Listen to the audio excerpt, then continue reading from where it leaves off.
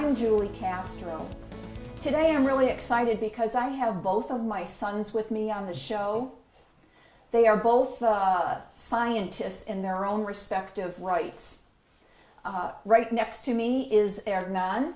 He comes to me by marriage, but I've known him since he was 5 years old. And then my other son, Manuel, is my birth son, but he goes by Mac. And they have just an inclination for science. And so that's what we're going to talk about today, is God and science. Because I really believe that science proves God in many, many ways. You know, the Bible doesn't really talk about time, but we know that dinosaurs existed millions of years ago. We know that man sort of evolved.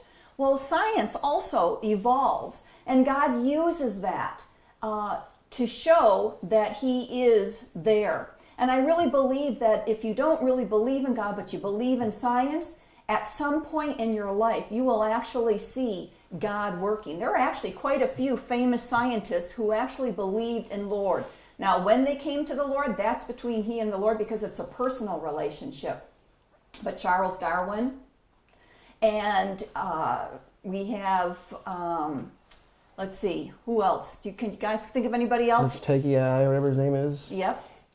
You know what? There's a lot of people. And the gentleman who started the Genome Project, Mac, do you know who that is? His name is Dennis Francis, I believe. Yeah, he's the guy with the big company. Yes. Yeah. And so there are people who believe. But today we're going to talk with my sons about science. And Hernan, we're going to start with you.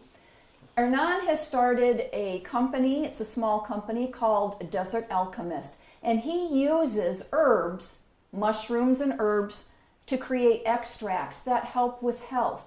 And I want to mention that Genesis 1:29, it actually says, and God created herb. And so Hernan, tell us a little bit about Desert Alchemist. How did you get involved and started in it? Basically after our dad suffered from a stroke, or a couple strokes, I noticed that he lost mobility on his right side of his body, and I wanted to help him. So I started doing some research, and the only thing that I could find that would help his condition was a mushroom called lion's mane that has shown results after testing that it can help regenerate nerve damage and brain damage. So started out with that. It was just a little side project. I didn't think it was going to go anywhere, but the more I studied it, the more I felt more passionate about it and got more involved.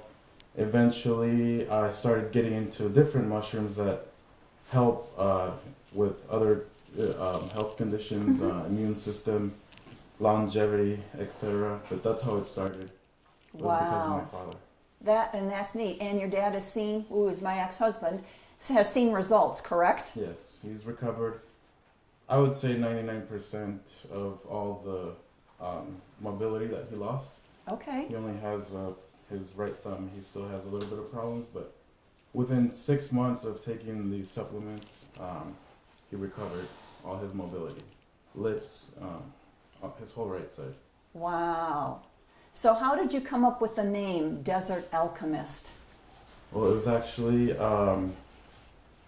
my Aunt Jane came up with the idea because I was talking about this book that I wanted her to read called The Alchemist, and she said, well, why don't you name your company Desert Alchemist, because you live in the desert. So it was pretty catchy, and yes, so we kept it. And one of the things I want to mention is that the sign on the actual label itself is the sign for alchemy, correct? Yes. Can you tell us what alchemy actually is? Well, alchemy is a pseudoscience. It was basically man's attempt to understand the elements and life, the universe. It basically it led into chemistry eventually, because they started studying the nature of elements and how they work, how they react with other elements. and it opened up a field that eventually broke down into biology and chemistry, but it was early science. Okay. And you know, like we were just saying earlier, or I was, science and things in general evolve. So now I'm going to switch it over to Mac, because Mac actually has a biochemistry degree and is now in graduate school for biochemistry at Vanderbilt. I will tell you, I am actually proud of both of my sons. But Mac, why don't you sort of take it from the place where chemistry started to evolve into what it has become today? Yeah, so I would say chemistry, as what we now modernly understand it as, has started somewhere around the mid-1800s, and over the last 100 years, especially since right around the 1920s, we've had a lot of developments in the fields of biochemistry and genetics and understanding how life exists and what makes life exist. And so I guess what I really wanted to talk about today was how a new technology known as CRISPR-Cas9 has been recently developed, which enables us as scientists and people to edit genomes of organisms with relative ease, compared to what it might have been at one time to clone and genetically alter organisms. It's a pretty controversial subject, especially among Christians, right, Mac? I mean, that was Christian, I would say the Christian hold of our government is still what limits a lot of stem cell research and a lot of research on this stuff today. However, these regulations are being lifted all the time. Okay. It seems like it's getting easier and easier to do genetic modification because people are understanding that there's actual medical relevance to this, and we could cure diseases that otherwise would have been never curable because they exist within our genes. Okay. So tell us a little bit more about CRISPR, and does it actually even relate to what you do in graduate school? More or less. I genetically modify organisms all the time. So what this technology does is it's actually a mixture of a protein and a DNA molecule, which is able to very targetedly either cut out or insert new genes. Essentially is what it does. Okay. In a way that we can find one specific gene in a 3 billion long genetic code which makes up our cells. Wow. Which is very arduous. It's trying to find a needle in a haystack, as you could imagine. But this technology enables us to do it. And yeah, so now all the stuff that I do in my lab is now made easier because we can now edit genomes with essentially the injection of a molecule. Okay, and you know what I think is really interesting, because I'm going to sort of relate this to a spiritual side, because when we enter in, and I'm going to say for anybody who doesn't believe, and even as believers, let's say Jesus comes into that person, and you're saying that genetic thing comes in, all of a sudden it all changes, correct? Over some amount of time, yep, that's the idea. I mean, not everything, but you change something specifically. And you know what? That's what God is actually all about at the same time. He is there. We are in a process that actually changes us as we continue to seek His face. So just that alone, we can relate spirituality and science and how it works. And I will say is that the Bible is full of scriptures. Mac has told me all kinds of things over the years, and I can say, oh my goodness, that really fits in with the Bible and what it does. Can you actually talk, Mac, a little bit about how the cells split and they do their different things, and how we're made up of billions of cells? You said it. I mean, that's yeah, we're made up of trillions of cells, 50 to 100 trillion is actually the number.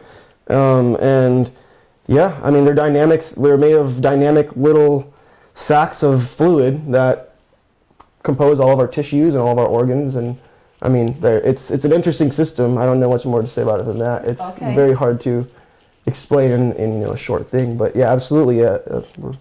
We're made up of dynamic, tiny things that are made up of even more dynamic, tinier things. So. Wow. So Hernan, what other kinds of things do you do? We know that God created herbs. And at one point or another, that's all we had to actually use for cures or treatments for things, just like with your father and using the mushroom. What kinds of other mushrooms or herbs have you come across and know what they do? Well, I've come across different herbs that help regulate blood sugar, cholesterol.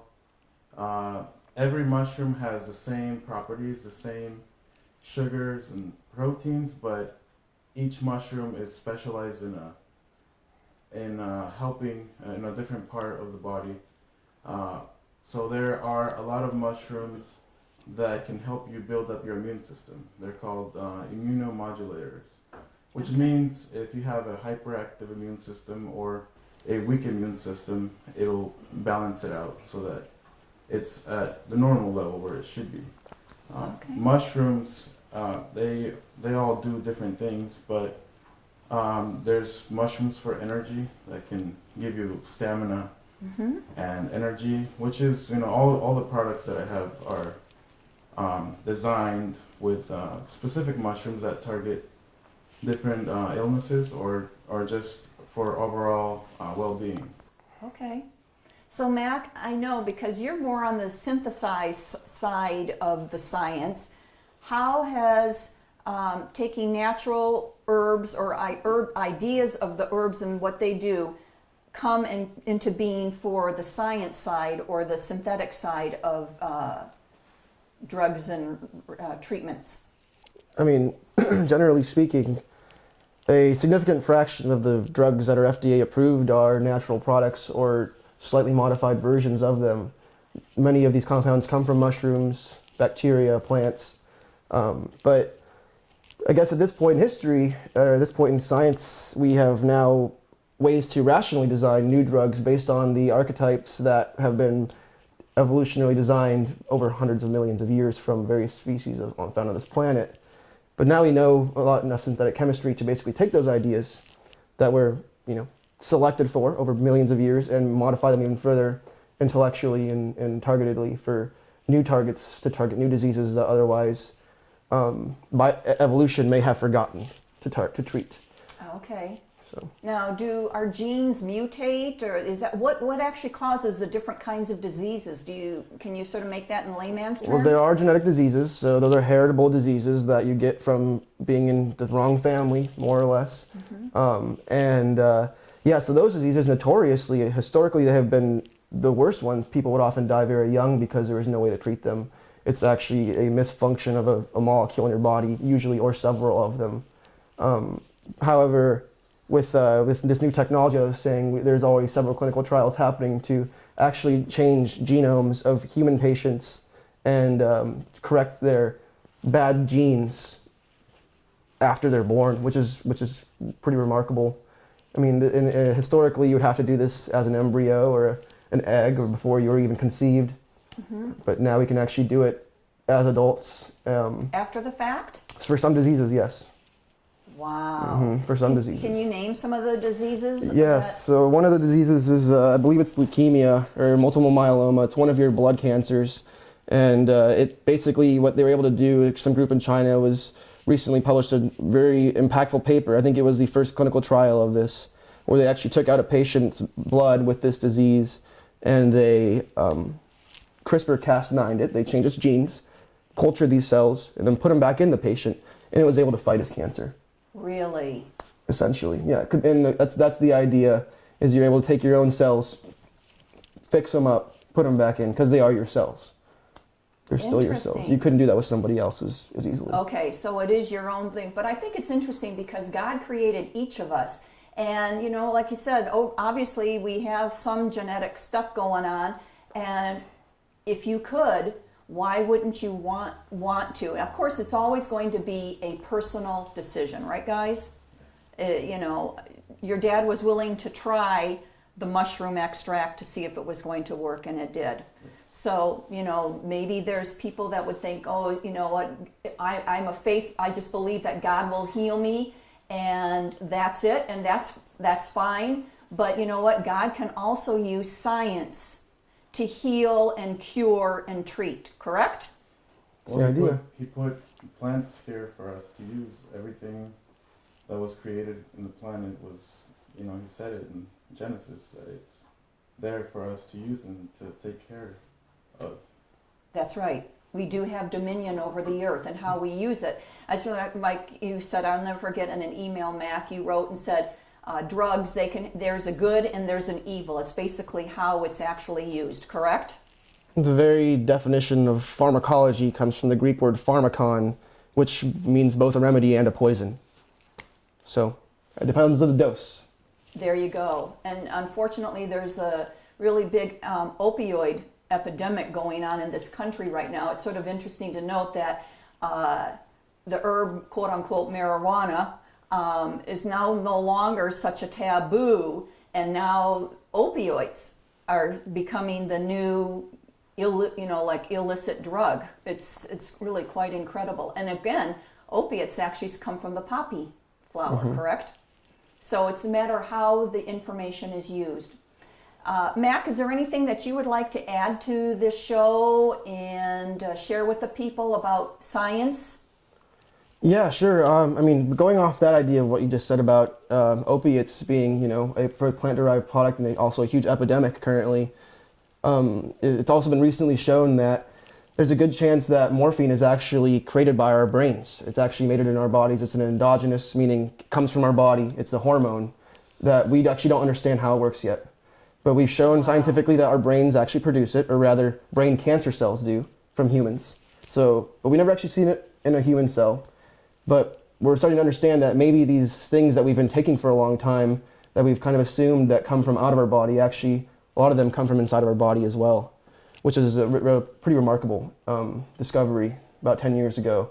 And it's really changing the idea of how we view how our cells and our brains communicate with one another. So. And you know what? I'm just going to take that right back and put it into a God thing, because God knows what we need. And if our body is actually producing morphine because we need it, because we're in pain, well, hey, look at that, right?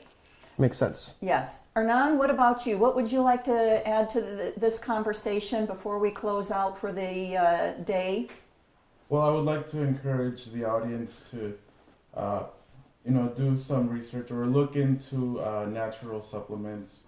I think that is always something that's important to look into, because these supplements can have the same impact as medicine without the harmful side effects and damage to the kidneys and stuff like that. But I think these herbs and mushrooms, plants, it's all here for us to use. So I think we should take advantage of it. Yes. Mac, anyone final comment for the viewers? Yeah, I mean, there's a whole world of knowledge out there, and some of it's good, some of it's bad, and it's very hard to discern what is right and wrong. And I guess if you are a curious thinker and want to discover these ideas for yourself, just make sure you validate ideas that support and negate the concepts which you're trying to look for. Because particularly in the realm of drugs, either natural or synthetic, there's a lot of controversy for everything, and then there's people who say both things. So you really just want to stay informed if you're trying to delve into that subject. And you know what? That's a perfect way to close this, because the Lord told Adam, you can eat from any tree in the Garden of Eden, but don't eat from the tree of knowledge of good and evil. And as we know, science can have its good, it can have its bad, but so does everything else. Everything has its good and its bad. It's how you use it, how you want to explore it. I think, Mac, it was a very valid point there. Be open, but look at both sides, and then make a decision. So Manuel, also known as Mac, and Hernan, I want to thank you both for being on the show. Remember, it's a personal relationship, and I always encourage everybody who's listening to read the Word of God. If you've never read it before, start with Psalms and or Proverbs, because those tend to be easier to read. Ask for a spirit of wisdom, knowledge, and understanding, and thirst no more, and bear fruit. Hi there. I'm Pastor Tom. Welcome to God's Living Room. This is where we come and enjoy God's presence and just His goodness and His love. It's good to have you with us. Come on inside with me. So over time in singing for different care homes, I like to sing hymns, things to help them know that the Lord is with them and that He hears their voice, that they can interact with them in their time of need, and He's right there for them. found out that this is the #1 hymn that everyone seems to know.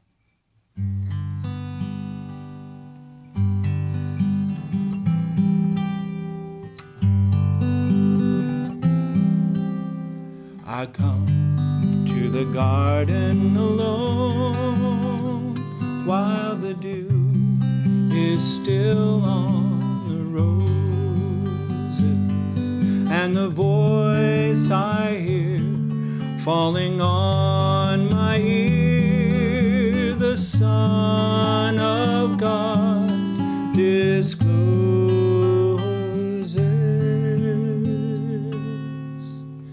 and he walks with me, and he talks with me, and he tells me I am his own, and the joy we share as we tarry there, none other has ever known. He speaks, and the sound of his voice is so sweet that the birds hush their singing, and the melody that he gave to me within my heart is ringing, and he walks with me, and he talks with me, and he tells me I am his own, and the joy we share as we tarry there, none other has ever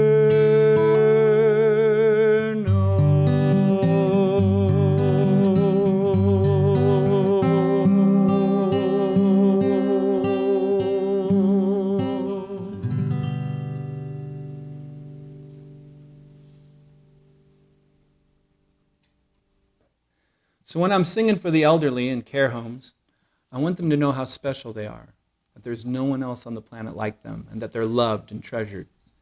This song brings that one home. It had to be you. It had to be you. I wandered around, finally found somebody who could make me be true, could make me be blue, and even be glad just to be sad, thinking of you. Some others I've seen might even be mean, might even be cross, try to be boss, they wouldn't do. For nobody else gives me a thrill with all of your faults, dear. I love you still. It had to be you, wonderful you. It had to be you. It had to be you. It had to be you. I wandered around, finally found somebody who could make me be true, could make me be blue, and even be glad just to be sad, thinking of you. Some others I've seen might even be mean, might even be cross, try to be boss, they wouldn't do. For nobody else gives me a thrill with all of your faults, dear. I love you still. It had to be you, wonderful you. It had to be you.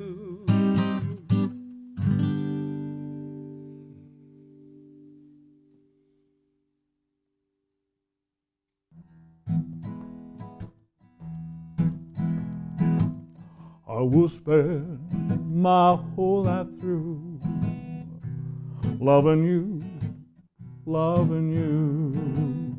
Winter, summer, springtime too. Loving